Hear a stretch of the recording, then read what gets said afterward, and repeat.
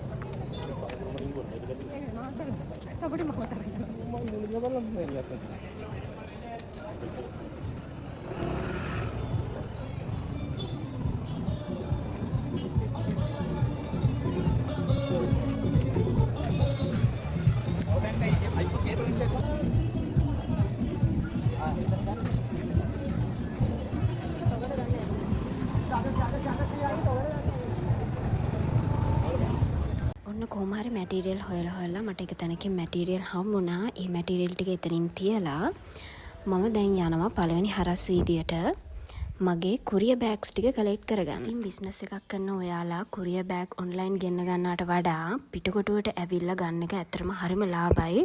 100ක් 1700ක් වගේ වෙන්නේ. සයිස් එක අනුව ප්‍රයිස් එක වෙනස් වෙනවා. මම ගන්න සයිස් එක 11-14 සයිස් එක. ඉතින් ඒ සයිස් එකේ 100ක් 1700ක් වෙනවා.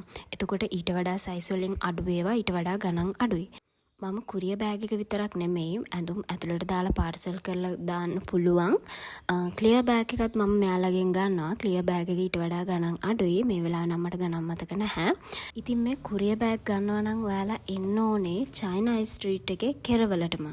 චයිනා ස්ට්‍රීට් එකෙන් ඇතුල් වෙලා ඒ පාරේ හැමතැනම තියෙනවා කඩවල්.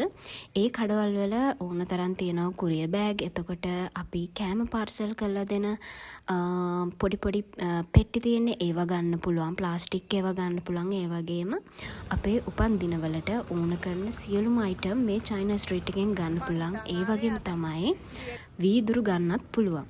දැන් අපි යන්නේ මල්වත්ත රෝඩ් එකේ.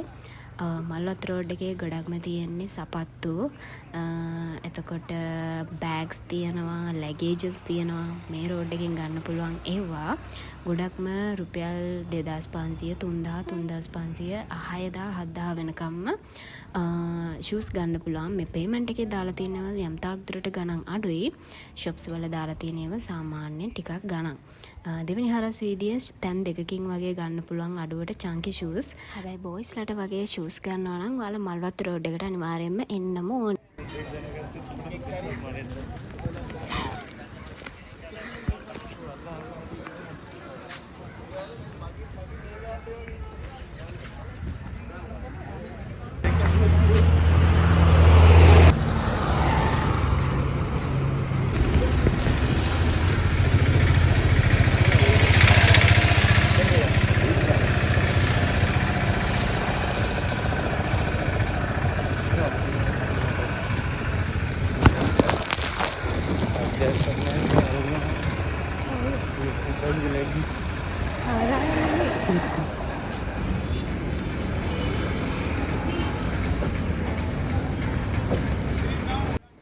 ඔන්න දැන් අපි ගෙදර යන්න හදන්නේ.